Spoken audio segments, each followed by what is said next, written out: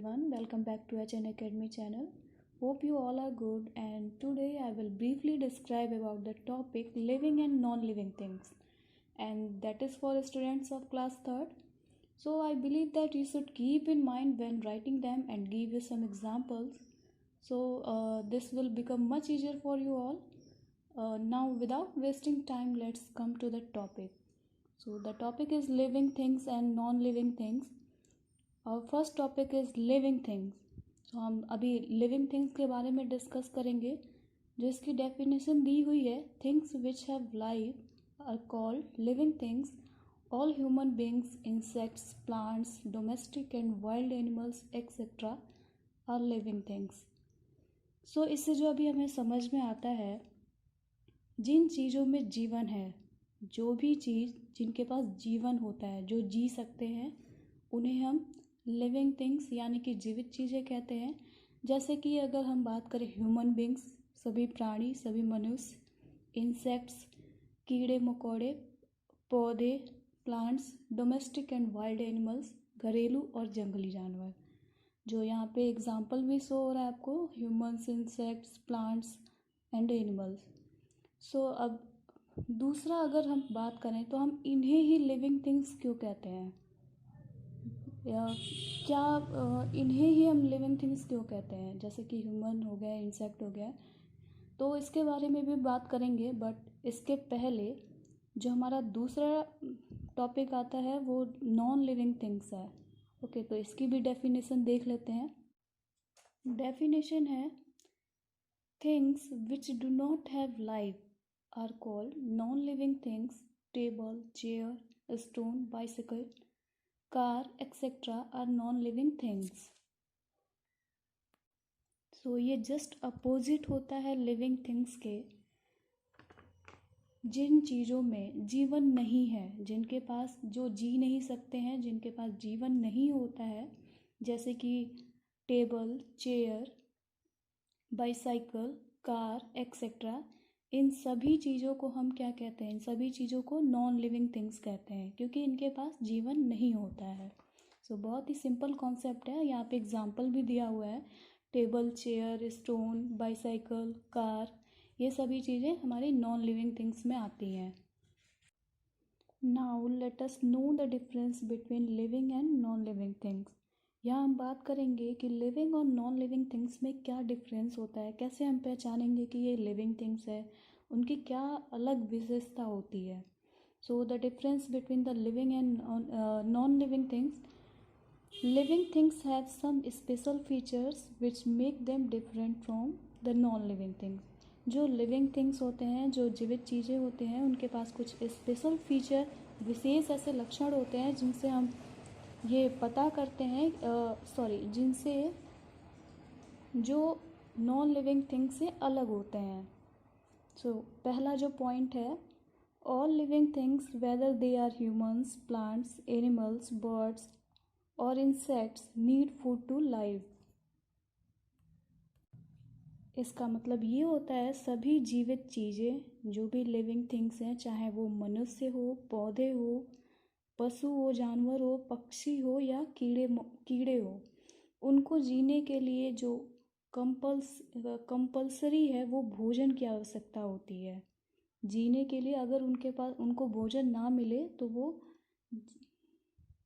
जिंदा नहीं रह सकते हैं.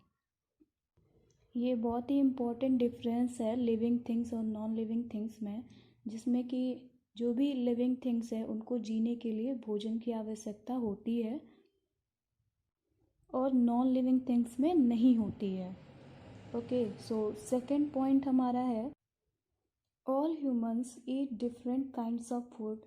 All green plants make their food with the help of air, water, sunlight and the minerals they take from the soil. Animals and birds also need food. सभी प्राणी अलग अलग प्रकार के भोजन खाते हैं. All humans eat different kinds of food. Okay, so जितने भी प्राणी हैं अलग अलग प्रकार के भोजन खाते हैं. जैसे कि अगर हम बात करें पौधों की, तो पौधे अपना भोजन कैसे बनाते हैं. पौधे हवा, पानी, धूप और खनिज, मिनरल्स की मदद से अपना भोजन बनाते हैं, जो कि वे मिट्टी से लेते हैं फ्रॉम।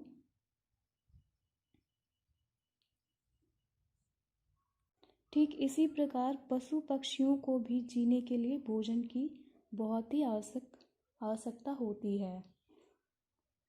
तो इससे एक चीज़ क्लियर हो गई कि जो भी लिविंग थिंग्स हैं उनके लिए पहली प्रायोरिटी क्या होती है, पहला जो इम्पोर्टेंट फीचर होता है वो उनके लिए भोजन बहुत ही आवश्यक होता है जीने के लिए। Likewise, the insect also eat different kinds of food to stay alive. So food helps all living things to stay alive and grow. ठीक इसी प्रकार जो कीड़े होते हैं वो भी अलग प्रकार का भोजन करते हैं जीने के लिए, और इसीलिए भोजन सभी जीवित चीज़ों को जीवित रहने और साथ ही साथ बढ़ने में मदद करता है, इन ग्रोथ। भोजन का सेकंड इम्पोर्टेंस जो होता है वो क्या है, ग्रोथ के लिए अगर हम बढ़ने के लिए ये बहुत मदद करता है फूड। हमारी जो ग्रोथ होती है वो भोजन के कारण ही होती है। जो सेकंड पॉइंट है, like living things non living things such as chair table car etcetera do not need food.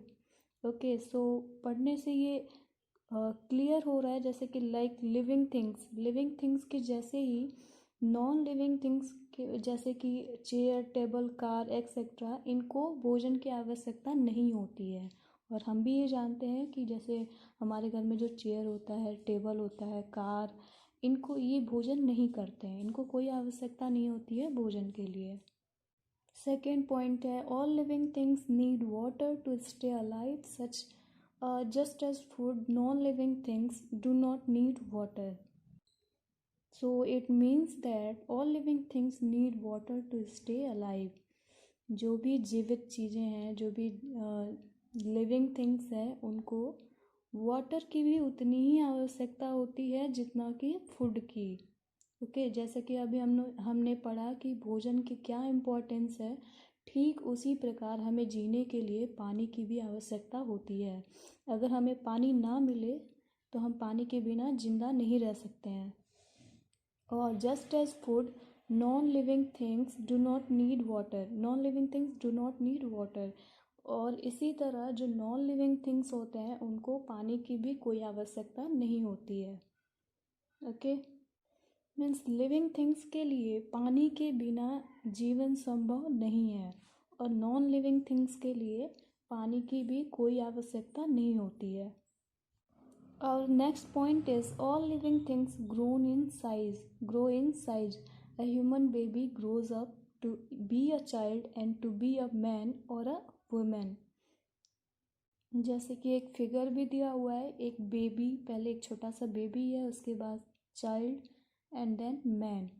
सो इसका मतलब ये है जो भी लिविंग थिंग्स हैं उनकी आकार मीन्स उनकी साइज भी बढ़ती है। जैसे कि अगर एक बेबी है तो पहले वो छोटा सा बेबी है, उसके बाद वो चाइल्ड होता है, और उसके बाद जब वो और बड़ा होता है तो वो दैट बिकम अ मैन, वो एक आदमी बनता है, आदमी, या फिर बड़ा होके उसकी साइज में ऐसे ग्रोथ होता है। सो जितने भी लिविंग थिंग्स हैं उनकी आकार भी बढ़ती है।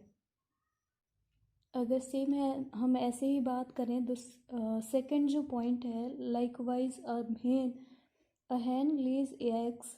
After some time a chick comes out of the egg and grows into a hen or a cock. तो इसी प्रकार मुर्गी अंडे देती है, कुछ समय बाद अंडे से चूजा बाहर निकलता है, चिक, चूजा अंडे से बाहर निकलता है और वह चूजा मुर्गी या मुर्गा में बदल जाता है। यहाँ पे फिगर में भी है, पहले एक अंडा है, अंडे से उसका चिक जो चूजा है, और उसके बाद जब वो और बड़ा होता है, उसकी साइज और बढ़ती है, तो वो क्या होता है, एक हैन हो जाता है, मुर्गी बन जाता है। सो अभी तक जो लिविंग थिंग्स और नॉन लिविंग थिंग्स के बारे में जो हमने डिफरेंस देखा कि लिविंग थिंग्स के लिए भोजन की आवश्यकता होती है, पानी की आवश्यकता होती है जीने के लिए, और साथ ही साथ उनकी साइज में भी ग्रोथ होता है। और नॉन लिविंग थिंग्स जस्ट इसका अपोजिट है, उनको ना भोजन की आवश्यकता होती है, ना पानी की आवश्यकता होती है, और उनकी ग्रोथ भी नहीं होती है। जैसे अगर हमारे पास कोई घर में जैसे टेबल चेयर होते हैं तो उनकी साइज बढ़ती नहीं है, वो जैसी साइज होती है, जैसे साइज उनकी बनती है, वो हमेशा के लिए उसी साइज में रह जाती है। ओके, एक और एग्जांपल है हमारे पास, a small seed grows into a little plant, this little plant grows into a big tree. जैसे कि हमने बेबी वाला एग्जांपल देखा, उसके बाद एक एग वाला एग्जाम्पल देखा, ठीक उसी प्रकार अगर हम प्लांट की भी बात करें तो सबसे पहले एक बीज होता है। बीज को जब हम लगाते हैं तो उससे एक छोटा सा पौधा होता है। पौधा जैसे जैसे उसको पानी मिलता है, उसको भोजन मिलता है, वो बड़ा होता है एक लिटिल प्लांट के रूप में, और उससे भी जब उसकी साइज ग्रोथ होती है तो वो बहुत बड़ा एक ट्री बन जाता है। ओके, सो इसकी साइज में भी ग्रोथ हुआ और वो एक ट्री बन गया है। तो ये भी एग्जाम्पल है लिविंग थिंग्स का।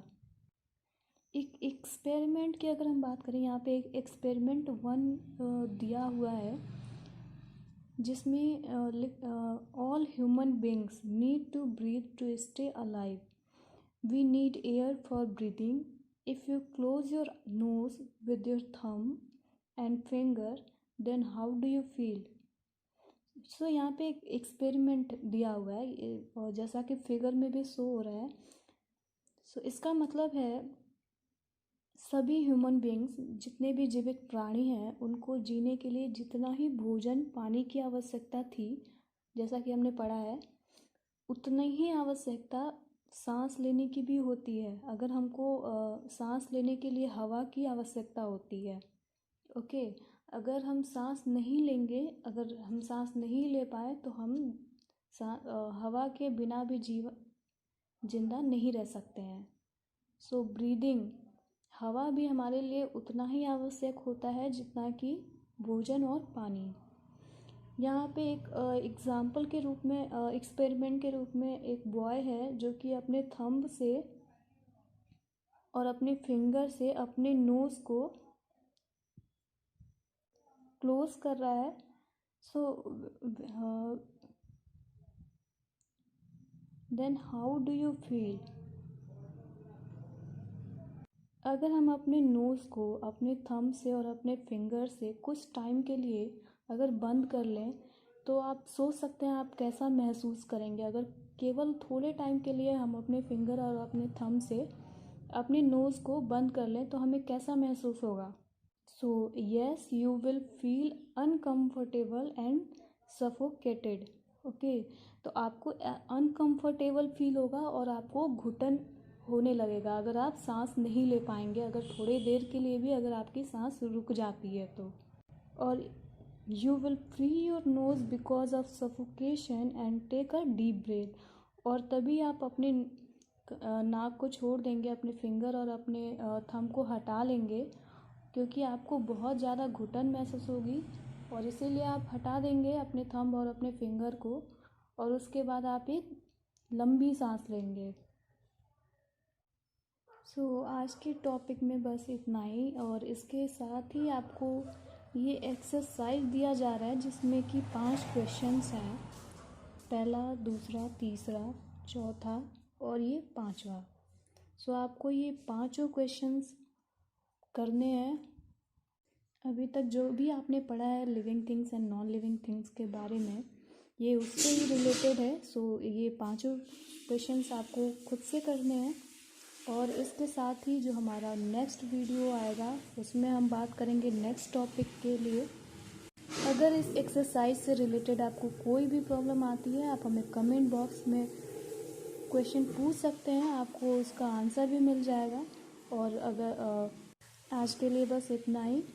चैनल को लाइक और सब्सक्राइब जरूर कर दें, साथ ही साथ आप बेल आइकन को भी प्रेस कर दें ताकि जो नेक्स्ट अपकमिंग वीडियोस के लिए। Thank you.